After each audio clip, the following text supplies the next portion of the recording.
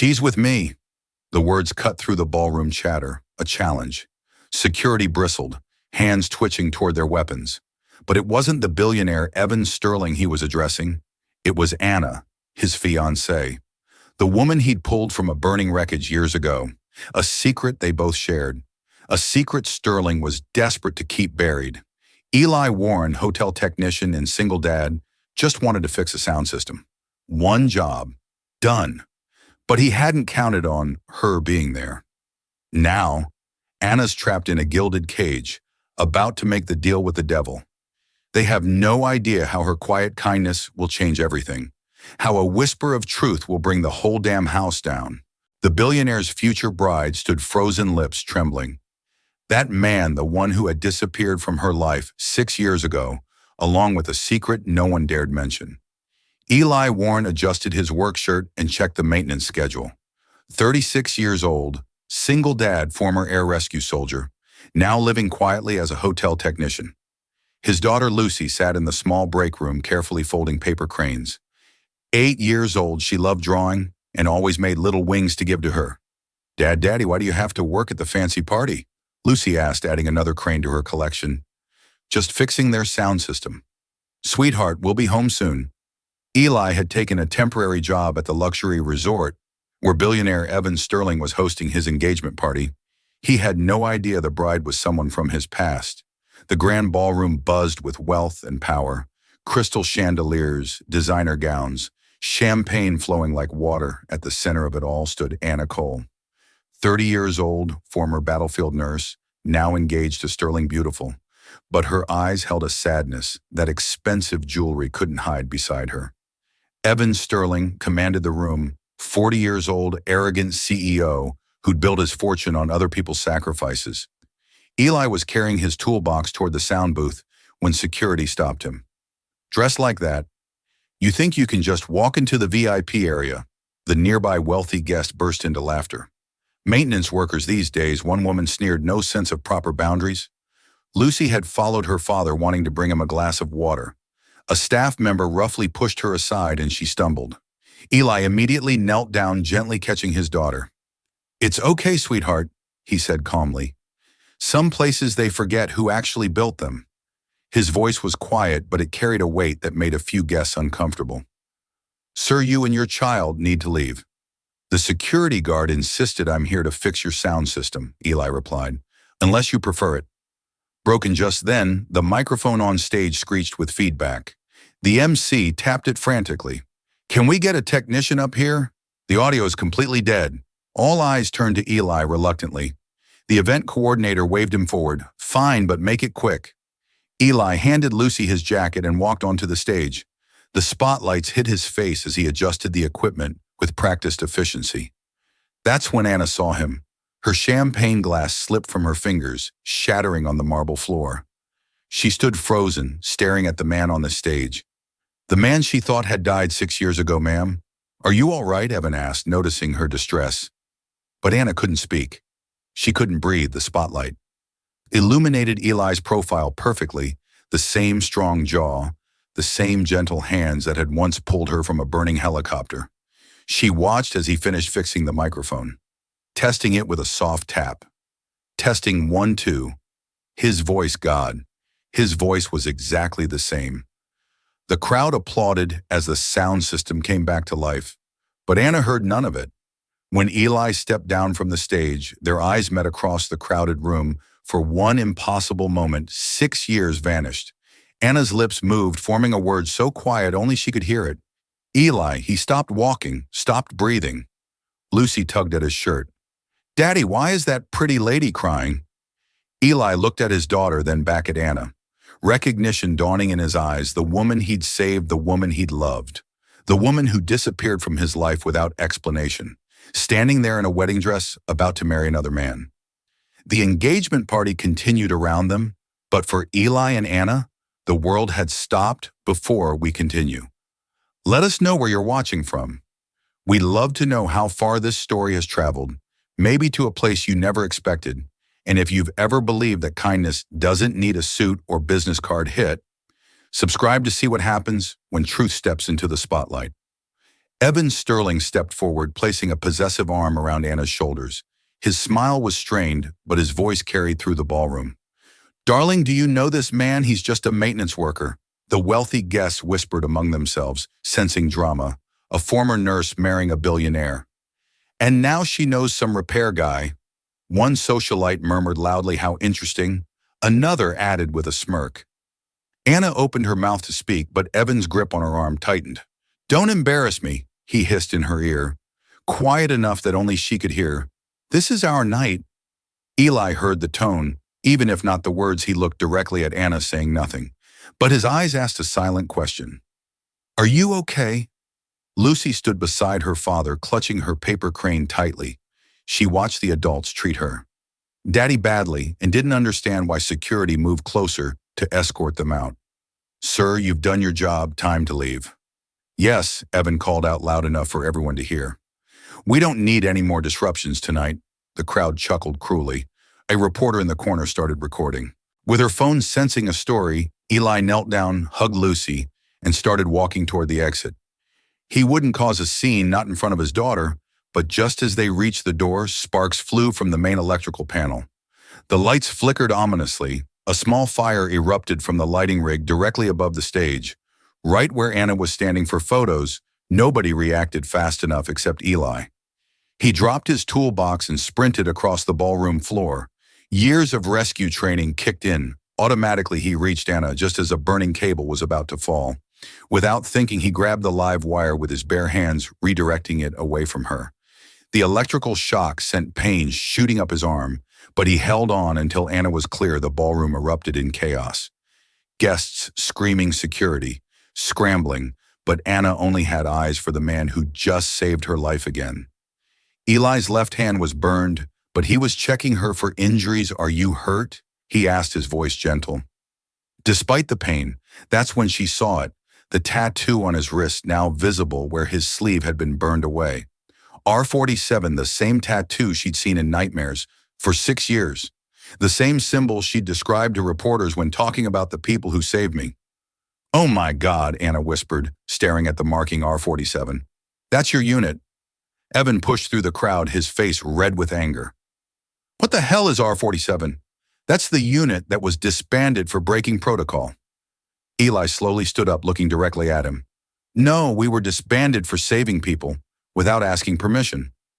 First, the crowd had gathered around them, phones recording everything. "You don't understand," Anna said, her voice shaking. R47 was the helicopter rescue unit that pulled civilians out of the embassy bombing. 6 years ago, that operation was classified. Evan snapped, and it was a disaster. People died because of reckless soldiers. People died because someone cut corners on safety equipment. Eli replied calmly. "We saved who we could with what we had." Anna was crying now, memories flooding back. The helicopter crashed. I was trapped in the wreckage. Someone pulled me out before the fuel tank exploded. She looked at Eli's burned hand, then at his face. "It was you. You carried me out. I tried to find you afterward, but they said everyone from R47 was either dead or classified." The ballroom had gone completely silent. "I remember your voice." Anna continued, tears streaming down her face. "You kept saying, 'Stay with me,' while the building collapsed around us." Eli's jaw tightened. "I told you to forget about me. To forget about that night. How could I forget the person who saved my life?" Evan was getting desperate. "This is ridiculous, Anna. You're imagining things? The stress of the wedding?" "No," Anna said firmly, pulling away from him. "I know exactly who saved me that night, and I know why I could never stop thinking about him." A reporter in the crowd spoke up. "Excuse me, but are you saying this maintenance worker is actually a war hero?" "He's the reason I'm alive," Anna said simply. Lucy had been watching everything, confused but protective of her father. "My daddy saves people," she said in her small, clear voice. "That's what daddies do." The crowd looked down at the little girl, then back at Eli. Some of the wealthy guests who'd been laughing at him earlier now looked ashamed, but Evan wasn't finished. "Even if this is true," he said loudly, "that doesn't change anything. Anna is with me now. We're engaged. We have a life together." Eli looked at Anna one more time. "Do you?" he asked quietly. The question hung in the air between them. Anna looked at her engagement ring, at Evan, at the life she'd built, trying to forget the man who'd given her a second chance. Then she looked at Eli, at the burn on his hand, from saving her again, at little Lucy, holding his other hand for the first time in 6 years. Anna Cole knew exactly where she belonged. The cameras kept rolling as the truth began to unfold in front of everyone. And somewhere in the crowd, a security guard quietly deleted the footage of him, pushing around a war hero. And his daughter Anna stared at the R47 tattoo on Eli's burned wrist, her hands trembling. R47, my God, that's really your unit code. Evan stepped between them, his face flushed with anger and desperation. This is insane. That unit was disbanded for criminal negligence. They caused the explosion that killed dozens of people. Eli turned to face him, his voice deadly calm. No, we were disbanded because we saved people without following proper channels. We pulled civilians out while politicians argued about jurisdiction. The crowd pressed closer, sensing the truth was about to explode. Anna couldn't stop staring at Eli. You disappeared after that night. I spent months trying to find you. The military said all R47 personnel were either dead or classified. They told me you died in the hospital, Eli said quietly. Said the injuries were too severe. I almost did die, but I kept thinking about what you said to me in the helicopter. Stay with me. Don't give up. It's what kept me. Fighting Evan was getting frantic. Anna, you're confused. The trauma, the medications. I'm not confused. Anna snapped, her voice carrying across the silent ballroom. I remember everything, the embassy bombing, the helicopter crash, the man who carried me out while the building collapsed. She looked directly at Eli. I remember you telling me your daughter's name. Lucy, you said you had to get home to Lucy. Lucy looked up at her father with wide eyes. Daddy, you saved the pretty lady. But Evan wasn't giving up. Even if this fairy tale is true, it doesn't matter. R47 was responsible for that disaster in the first place? Actually, came a voice from the crowd. That's not what happened. Everyone turned to see a woman with a press badge pushing through the guests. I'm Sarah Martinez from Channel 7 News. I've been investigating the embassy bombing for years. She pulled out her tablet, swiping to a video file. This is classified footage that was leaked last month. It shows what really happened that night. The video began playing on her tablet, but she connected it to the ballroom's main screen. Grainy security footage filled the wall. The timestamp read 6 years ago in the video. They could see the embassy compound, smoke everywhere, people running. Then a helicopter appeared, hovering dangerously low near the burning building. That's an R47 rescue chopper. Sarah explained they weren't supposed to be there. They disobeyed direct orders to attempt this rescue. The crowd watched in silence as figures rappelled from the helicopter into the smoke. The official report blamed R47 for the explosion. Sarah continued, but this footage shows the truth on screen. A figure emerged from the building, carrying an unconscious woman. Even in the grainy video, you could see him struggling against the flames. That's you, Anna whispered, looking at Eli. And that's me. Ha, but Sarah wasn't finished. Here's what the official report didn't mention. She switched to another file. This is internal communications from Sterling Construction Company. They were the contractors for the embassy's recent renovations. Evan went pale. That's not relevant. Sterling Construction cut safety protocols to save money. Sarah read from the document they used substandard wiring that caused the electrical fire, the same fire that triggered the gas explosion. The ballroom erupted in whispers. Evan Sterling was the project manager. Sarah continued, he personally approved the cost-cutting measures that led to the disaster. Anna stepped away from Evan, like he was poisonous. You caused the explosion that almost killed me. Anna, let me explain. Explain what her voice was rising. That you've been lying to me for 6 months, that you're the reason I needed to be rescued in the first place? Eli stepped forward, his voice cutting through the chaos. The R47 unit knew something was wrong with the building. We'd been monitoring safety violations for weeks. That's why we were in the area when it happened. And that's why you were disbanded, Sarah added, because you threatened to expose Sterling Construction's negligence. The crowd was turning ugly now. Wealthy guests who'd been laughing at Eli were now staring at Evan with disgust. You let war heroes take the blame for your mistakes. Someone called out. Evan was backing toward the exit. This is all circumstantial. You can't prove actually we can, Sarah said, pulling up more documents. Sterling Construction paid millions in hush money to families of the victims, all documented, all traced back to your personal accounts. Anna was crying now, but not from sadness, from rage. How long have you known, she demanded. How long have you known that I was there that night? Evan's silence was answer enough. You sought me out. Anna realized you found me on purpose because I was a witness. I loved you. You used me. Anna ripped off her engagement ring and threw it at his feet. You've been using me to make sure I never remembered the truth. The ring skittered across the marble floor, coming to rest near Lucy's feet. The little girl picked it up, studying the huge diamond daddy. Why would someone give away something so pretty? Eli knelt down to her level, because sometimes, sweetheart, the most beautiful things can be the most dangerous. Anna walked over to them, her expensive dress rustling. Lucy, she said softly, can I tell you something about your daddy? Lucy nodded. 6 years ago, your daddy saved my life. He carried me out of a burning building when everyone else said it was too dangerous. He's the bravest man I've ever known. Lucy beamed with pride. I know Daddy says being brave means helping people even when you're scared. Anna looked up at Eli, tears streaming down her face. I've been looking for you for 6 years, and you've been here all along. The crowd watched in silence as she stepped closer to him. When you said she's with me tonight, did you mean it? Eli looked at this woman he thought was lost forever, then at his daughter who was watching with the pure hope that only children possess. I meant it 6 years ago, he said quietly. I meant it tonight. I'll mean it for as long as you'll let me.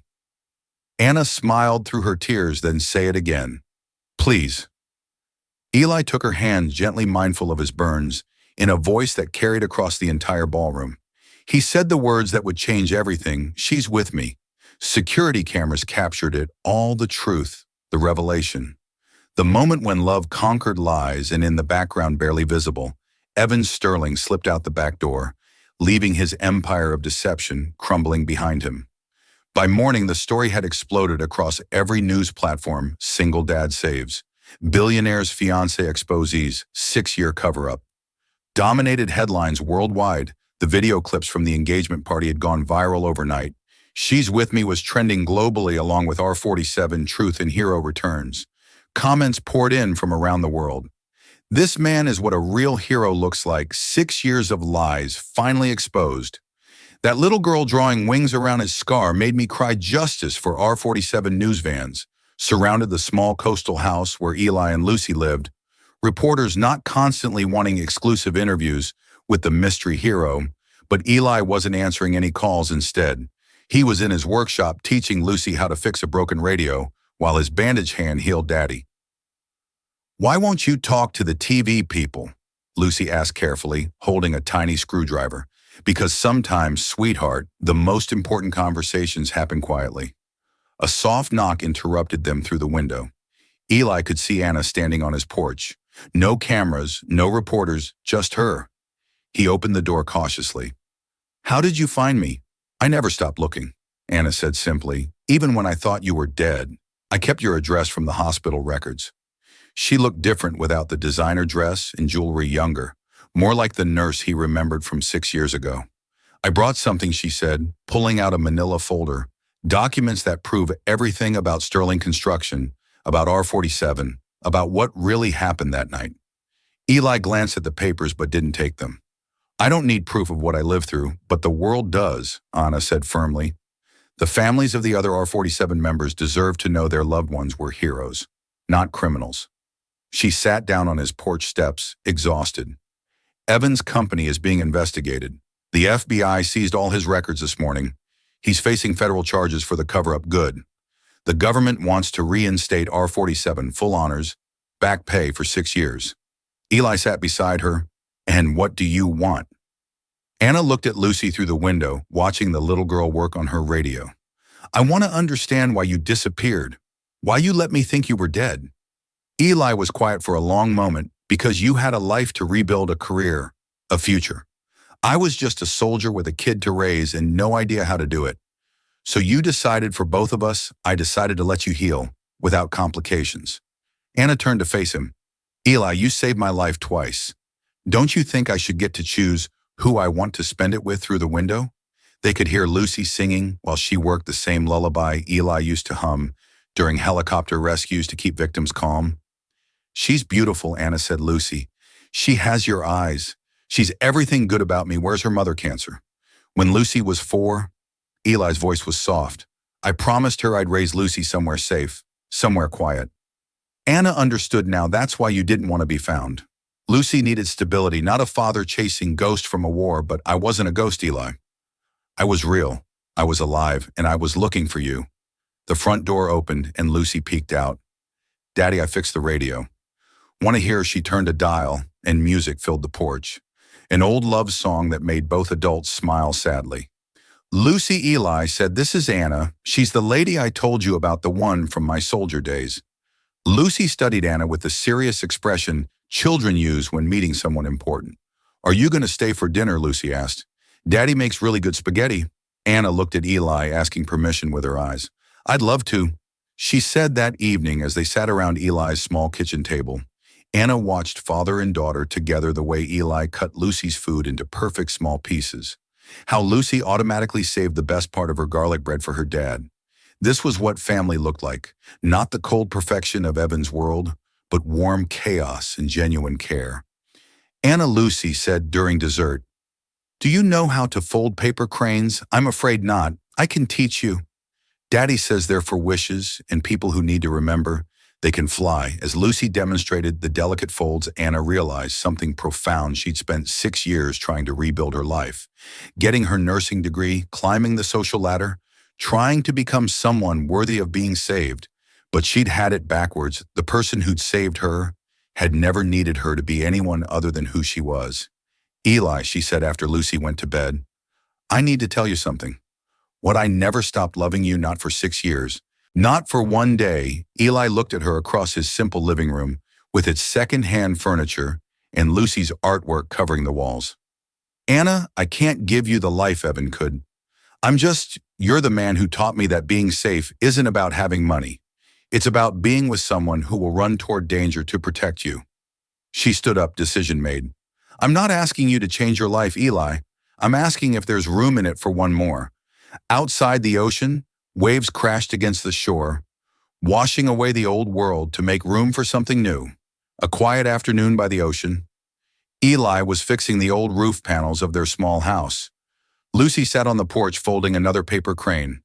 Anna arrived carrying a wooden frame photograph, the moment when Eli saved her at the engagement party, captured by a reporter's camera. People keep asking me why I didn't have another wedding, she said softly. I told them I already met someone who taught me the real meaning of promises. Eli looked out at the sea, his expression peaceful. His wrist still bore the burn. Marked but around the R47 tattoo, Lucy had drawn small blue wings with her marker. Daddy, I added wings, so people know that anyone with these scars helped other people fly up. Eli smiled, touching his daughter's head. Gently, scars aren't something to be ashamed of. Sweetheart, they're proof that we can still stand up after we've been hurt.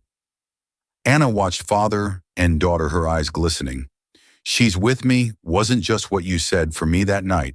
It's how you live, always standing up for people who get left behind.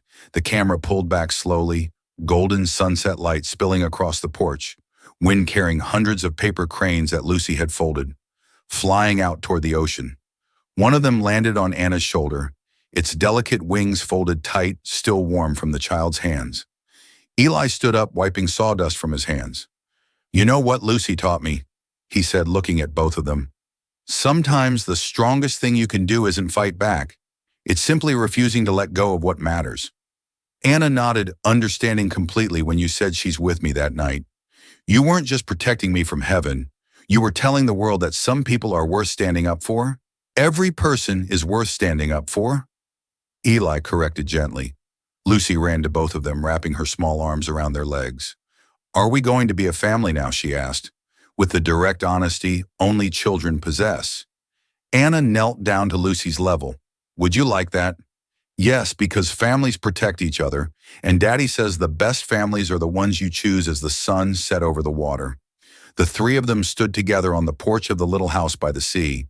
Sometimes strength isn't about raising your voice to be respected. Sometimes it's about being calm enough to say she's with me and meaning it with everything you have. Where are you watching from? Was there a moment in this story that made you pause when he said she's with me, or when his daughter drew wings around his scar? Share your emotions below. And if you believe there are still fathers out there who are quietly this strong, subscribe to Hero Dad Stories, because here we tell stories about the power of kindness.